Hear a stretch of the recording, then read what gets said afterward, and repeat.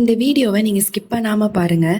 ஏன்னா நீங்கள் இந்த மாதிரி ஒரு கனவு கண்டிருந்தீங்க அப்படின்னா இது உங்கள் வாழ்க்கையை பற்றிய ஒரு சீக்ரெட், உங்கள் வாழ்க்கையை குறித்த ஒரு காரியத்தை வெளிப்படுத்தக்கூடிய ஒரு கனவாக கூட இந்த கனவு காணப்பட்டிருக்கலாம். இப்போ லைட்டாக நம்ம ஒரு இமேஜினேஷன் பண்ணலாம். இப்போ நீங்கள் ஒரு கனவு கண்டுறீங்க, ஒரு இருட்டான இடத்துல நீங்கள் இருக்கீங்க, ஏதோ உங்களை துரத்துற மாதிரி ஃபீல் ஆகுது, உங்கள் ஹார்ட் பீட் ரொம்ப ஃபாஸ்ட்டாக துடிக்குது. அந்த நேரத்தில் நீங்கள் ஒரே ஒரு விஷயம் ட்ரை பண்ணுறீங்க. என்ன அப்படின்னு பார்த்தீங்கன்னா ஏசு அப்படிங்கிற ஒரு விஷயத்த நீங்கள் சொல்ல ட்ரை பண்ணுறீங்க. ஆனால் உங்களால் உங்களோட வாயை திறக்க முடியல, சத்தமே வராத மாதிரி இருக்கு, உங்களோட உடம்பு அப்படி ஃப்ரீஸ் ஆன மாதிரி இருக்கு, உங்களோட கை கால்கள் எதுவுமே அசைக்க முடியாம இருக்கும். பக்கத்துல இருக்க போன் எடுக்கலாம்னு நீங்க ட்ரை பண்ணுவீங்க, பக்கத்துல பைபிள் வச்சிருந்தீங்கன்னா பைபிள் எடுக்கலாம் அப்படின்னு ட்ரை பண்ணுவீங்க, யாரையாவது கூப்பிடலான்னு ட்ரை பண்ணுவீங்க. ஆனா உங்களோட உடம்பு அசைக்கவே முடியாது, அப்படி ஃப்ரீஸா இருக்கும். அட்லீஸ்ட் சத்தம் போட்டு யாரையாவது கூப்பிடலாம்னு நினைப்பீங்க, ஆனா உங்களுடைய வாயிலிருந்து ஒரு சத்தம் கூட வராது. ஏசு அப்படின்னு நீங்க சொல்லணும்னு நினைப்பீங்க, வாயிலிருந்து வார்த்தையே வராது, உங்க வாய் அசையும், ஆனா உங்க வாயில சவுண்ட் வராது. இந்த மாதிரி நீங்க ஒரு ஃபீலை எக்ஸ்பீரியன்ஸ் பண்ணிருக்கீங்களா? மாதிரி கனவு உங்களுடைய வாழ்க்கையில வந்திருக்கு அப்படின்னா இந்த வீடியோவை நீங்க முழுசா பாருங்க. ஏன்னா இது ஒரு சாதாரணமான ஒரு கனவு இல்ல, இதுல ஆண்டவர் உங்ககிட்ட ஒரு சில விஷயங்கள் உங்களை பத்தி ஆண்டவர் வெளிப்படுத்த போகிறார். சோ இந்த வீடியோவை நீங்க ஸ்கிப் பண்ணாம கடைசி வரைக்கும் பாருங்க. அப்பதான் உங்களுக்கு புரியும் இந்த கனவுல ஆண்டவர் என்ன சொல்ல வரார் அப்படிங்கிறது உங்களுக்கு தெளிவா புரியும்.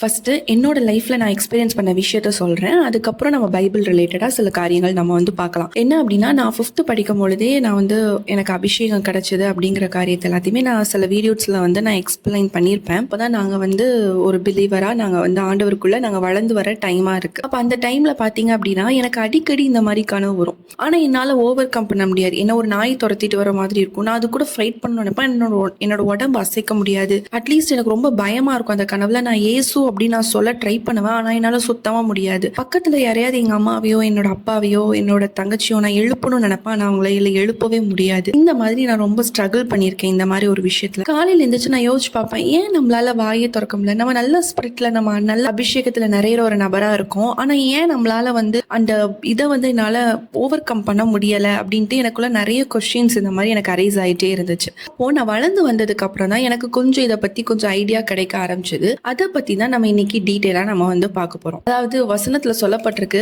மத்தேயு 13ஆம் அதிகாரம் 25ஆம் வசனத்துல ஒரு விஷயம் சொல்லப்பட்டிருக்கு.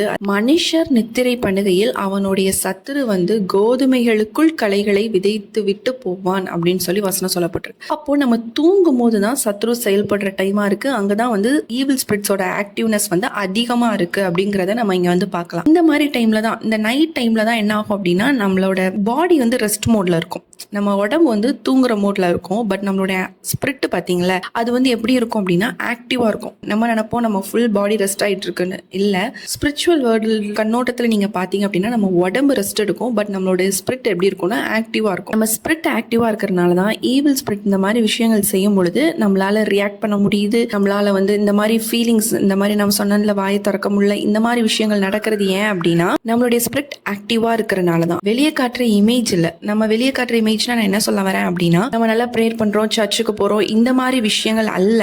என்ன அப்படின்னா நம்மளுக்குள்ளாக இருக்கிற உள்ளார்ந்த மனிதன் எப்படி எந்த லெவல்ல இருக்கான் அப்படிங்கறத காமிக்கிறது தான் என்ன விஷயம் அப்படின்னு. இந்த மாதிரி கனவுகள் வரும்போது தான் நம்ம புரிஞ்சுக்கலாம் நம்ம எந்த லெவல்ல இருக்கோம் ஸ்பிரிச்சுவலி அப்படிங்கறத புரிஞ்சுக்கிறதுக்கு ரொம்ப ஹெல்ப்ஃபுல்லா இருக்கும். அதனால இது பாசிட்டிவா பாருங்க, இது ஒரு பயமுறுத்துறதுக்கோ அப்படி அல்ல, ஒரு பாசிட்டிவா நம்மளுடைய ஸ்பிரிச்சுவல் கண்டிஷன் எப்படி இருக்கு அப்படின்னு தெரிஞ்சுக்கிறதுக்காக தான் இந்த கனவு. ஓகேவா? நீதிமொழிகள் 24ஆம் அதிகாரம் 10ஆம் வசனத்துல சொல்லப்பட்டிருக்கு, ஆபத்து நாளில் நீ சோர்ந்து போவாயானால் உன் பலன் குறுகினது. இந்த டே ஆஃப் அட்வர்சிட்டி, அதாவது துன்ப நாள் அப்படின்னா என்ன அப்படின்னு பாத்தீங்கன்னா ஒரு பிரஷரான ஒரு சூழ்நிலை, சுத்தியும் நெருக்கம் வருதுன்னு வச்சுக்கோங்களேன், அந்த சூழ்நிலை வச்சுக்கோங்க, ஒரு பயமான ஒரு சூழ்நிலை வருது, ஒரு அட்டாக், ஒரு ஆபத்து வருது. இந்த மாதிரி நாட்கள்ல நம்ம சோர்ந்து போயிட்டோம், நம்ம பலவீனப்பட்டுட்டோம் அப்படின்னா நம்மளுடைய பலன் எப்படி இருக்கு? த ஸ்ட்ரென்த் இஸ் ஸ்மால் அப்படின்னு சொல்லி பைபிள்ல சொல்லப்பட்டிருக்கு. அப்போ உன் பலன் குறுகினது, அப்போ உங்களோட ஸ்ட்ரென்த் ரொம்ப கம்மியா இருக்கு அப்படிங்கறதான் இங்க சொல்லப்பட்டிருக்கு. ஓகே, இதுல ஒரு 2 ரீசன் இருக்கு. ஃபர்ஸ்ட் ஒரு விஷயம் பாத்தீங்க அப்படின்னா ஸ்பிரிச்சுவல் அத்தாரிட்டி, ஆண்டவர் நமக்கு கொடுத்த அதிகாரம்,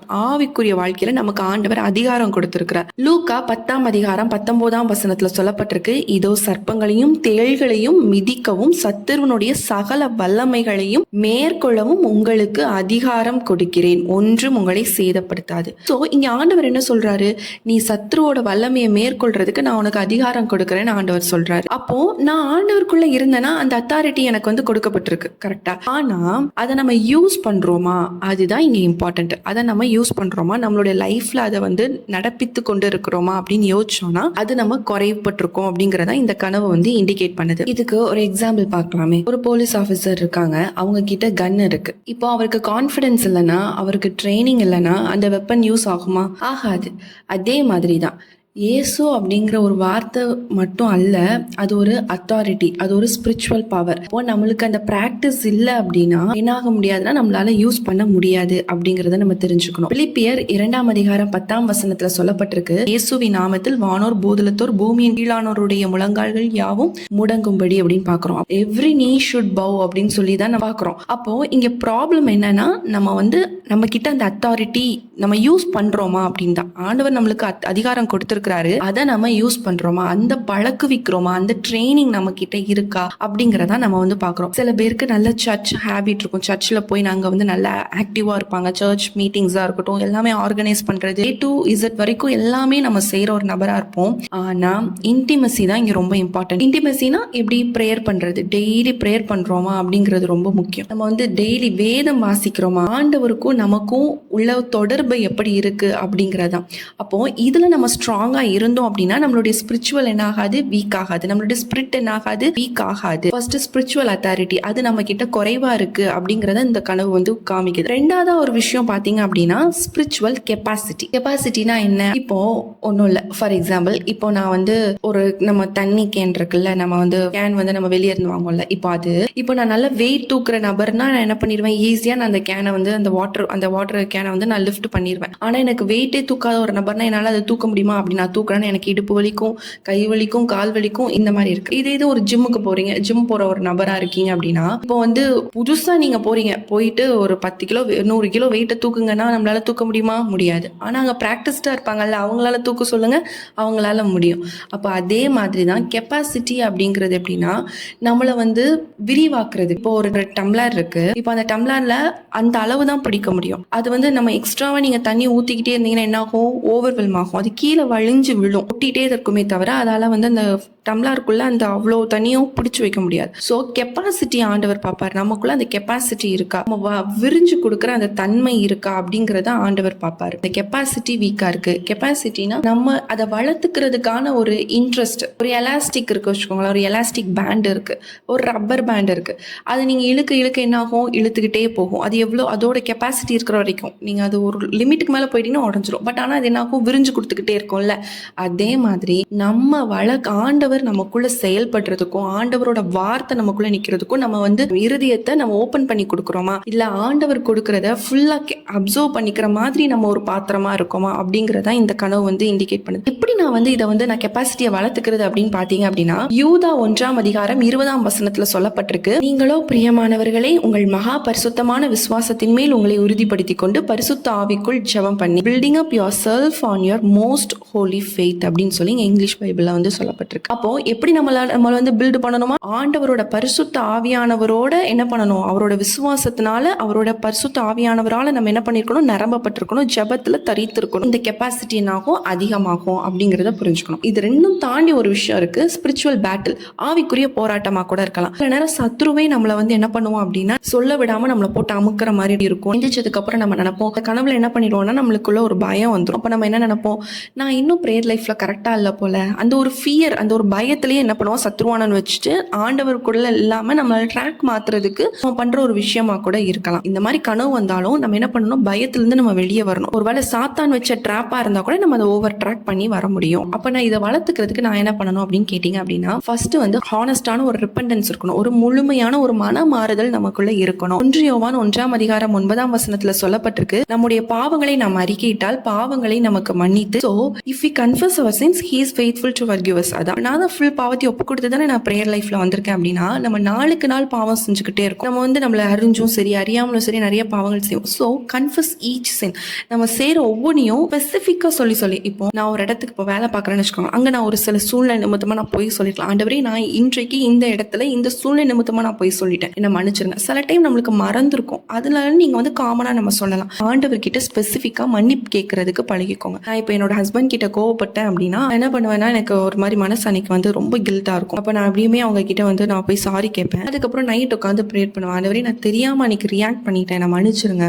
ஆண்டவர் கிட்ட ஸ்பெசிஃபிக்காக நான் அன்னைக்கு போய் நான் மன்னிப்பு கேட்பேன். பழக மனிதர்கள் தான், நமக்குள்ள எல்லா ஃபீலிங்ஸ் அண்ட் எமோஷன்ஸ் எல்லாமே இருக்கும். ஆனால் நம்ம என்ன பண்ணணும், ஸ்பெசிஃபிக்காக சொல்லி நம்ம ஆண்டவர்கிட்ட மன்னிப்பு கேட்டோம் அப்படின்னா அது என்ன பண்ணும் அப்படின்னா நம்மளை இன்னும் ஆண்டவர் நம்மளை மன்னிச்சு நமக்கு இந்த அத்தாரிட்டி பவர் கிடைக்கிறதுக்கு இது ரொம்ப ஹெல்ப்ஃபுல்லாக இருக்கும். ரெண்டாவது, ஃபீட் யுவர் ஸ்பிரிட். உள்ளார்ந்த மனிதனுக்கு என்ன பண்ணணும், டெய்லி சாப்பாடு போடணும். என்ன சாப்பாடு போடலாம்னா வார்த்தை தான் சாப்பாடு, வார்த்தை தான் உணவு. அப்போ அவரோட வார்த்தை வேத வசனங்களை நீங்க சாப்பிட்டுக்கிட்டே இருக்கணும். வேதங்களை அதிகமா வாசிக்க தான் நம்மளுக்குள்ள அந்த அத்தாரிட்டி பவர் என்ன ஆகும், வளரும் அப்படிங்கிறத நம்ம தெரிஞ்சுக்கலாம். அதாவது மத்தேயு 4ஆம் அதிகாரத்துல நம்மளுக்கு அந்த நம்மளுக்கு தெரிஞ்சிருக்கும், பிசாசு சோதிக்கும் போது ஆண்டவர் வார்த்தையினால மேற்கொண்டார். அப்போ நம்ம வார்த்தை நமக்குள்ள அதிகமா இருந்தாலும், பிசாசே வார்த்தையை கொண்டு வந்தாலும் நீங்க அதை வார்த்தையினால மேற்கொள்றதுக்கு ரொம்ப ஹெல்ப்ஃபுல்லா இருக்கும். அடுத்தது பாத்தீங்க அப்படின்னா, ஆவியானவர் துணையோட தான் நம்ம எந்த விஷயம்னாலும் நம்ம வந்து செய்ய முடியும். ஆவியானவர் மட்டும் தான் நம்மளோட பலவீனத்துல நம்மளுக்கு உதவி செய்கிறவராக நம்மளுக்கு காணப்படுறார். அவரோட பரிசுத்த ஆவி தான் நம்மள என்ன பண்ணுது, பலப்படுத்துது. அப்போ நீங்க வந்து பரிசுத்த ஆவியானவர்கிட்ட கேளுங்க, ஆண்டவரே நான் இன்னும்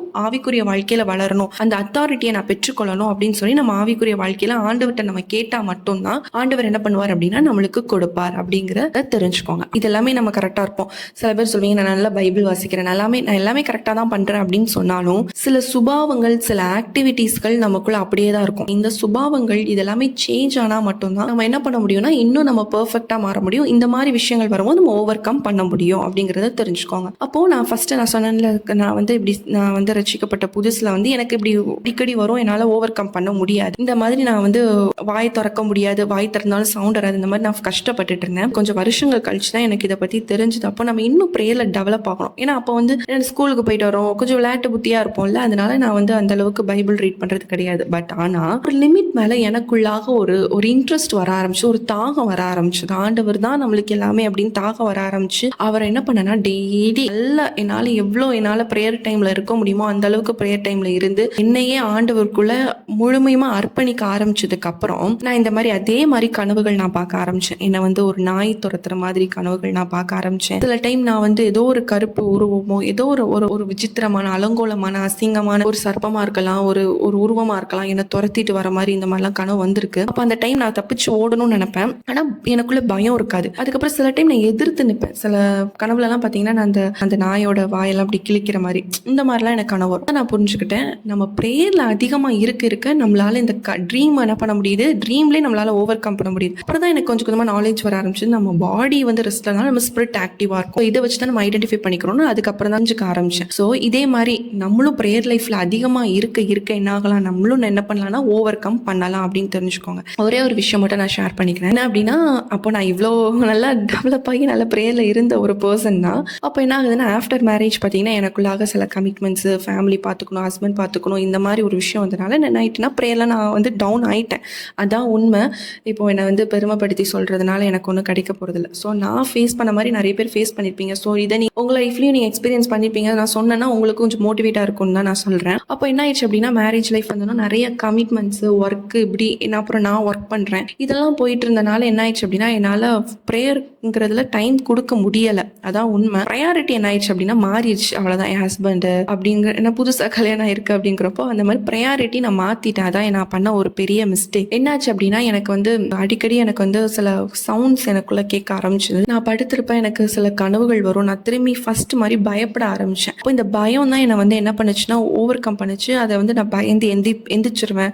நான் வந்து திரும்ப நான் ப்ரேயர் பண்ணாலும் என்னால் அந்த கனவுல என்னால் பண்ண முடியாது. அப்புறம் தான் நான் வந்து தெரிஞ்சுக்கிட்டேன், நம்ம வந்து ஸ்பிரிச்சுவலி ரொம்ப லோவாக இருக்கும். என்கிட்ட அவரோட வார்த்தை ரொம்ப கம்மியாயிடுச்சு. நான் என்ன பண்ணேன்னா, அடுத்து நான் ப்ரேயர் பண்ண ஆரம்பிச்சேன், ஃபாஸ்டிங் போட ஆரம்பிச்சேன். என்னோட ப்ரையாரிட்டி லிஸ்ட் என் ஹஸ்பண்ட் கிடையாது, என் ஆண்டவர் தான் எனக்கு ஃபர்ஸ்ட்டுங்கிறத நான் மாற்றினேன். இப்போ எனக்கு தம்பி பிறந்திருக்கான், என் ஹஸ்பண்ட் இருக்காங்க, ஆனாலும் நான் ஃபர்ஸ்ட் அவங்ககிட்டயே நான் சொல்வேன், என்னோட ஃபர்ஸ்ட் ப்ரையாரிட்டி ஜீசஸ், அவர் என்ன சொல்றாரோ அதான் செய்வேன் அப்படிங்கிறது அவங்களுக்கே தெரியும். அதே மாதிரி அவங்களும் அந்த மாதிரி தான். நான் என்னோட லைஃப்ல ஃபர்ஸ்ட் ப்ரையாரிட்டி ஆண்டவர் தான் வச்சுக்கணுங்கிறத நான் என்னோட லைஃப்ல நான் கத்துக்கிட்டேன். அதுக்கப்புறம் தான் என்னோட ஹஸ்பண்ட், அதுக்கப்புறம் தான் என்னோட குழந்தை அப்படிங்கிறத நான் தெரிஞ்சுக்கிட்டேன். ப்ரேயர் லைஃபை அதிகமாக்கினேன். என்னோட ஸ்பிரிச்சுவல் ரொம்ப நான் உள்ளார்ந்த மனிதன் ரொம்ப சோர்வா இருக்கான் அப்படிங்கிறத நான் தெரிஞ்சுக்கிட்டேன். ஏன்னா நான் சாப்பாடு கொடுக்கல. அதை நான் வந்து பைபிள் ரீட் பண்ண ஆரம்பிச்சேன், நல்லா ப்ரேயர் பண்ண ஆரம்பிச்சேன், நல்ல அபிஷேகத்தில் நிறைய ஆரம்பிச்சேன், நைட் ப்ரேயர்ஸ் நான் பண்ண ஆரம்பிச்சேன். என்ன எவ்வளோ டெவலப் பண்ணிக்க முடியுமோ நான் அந்த அளவுக்கு ப்ரேயர்ல நான் தரித்திருக்க ஆரம்பிச்சேன். அதுக்கப்புறம் என்ன ஆகுது அப்படின்னா, இந்த மாதிரி திரும்ப சவுண்ட் சவுண்ட்ஸ் வருது, பட் நான் ஓவர் கம் பண்ணுறேன். எப்படி ஓவர் கம் பண்ணுறேன்னா, கனவுலே இயேசுவே நாமத்தினால உன்னை துரத்துறேன், உன்னால் எதுவும் பண்ண முடியாது இப்படின்னு நான் கனவுலே இந்த வார்த்தைகள் சொல்லும் போது என்னால் சொல்ல முடியுது. நான் அந்நிய பாஷையில் நான் பேசுகிறதும் என்னால் என்ன பண்ண முடியுதுன்னா, கனவுல என்னால் பேசுகிறதே என்னால் உணர முடியுது. நம்மளோட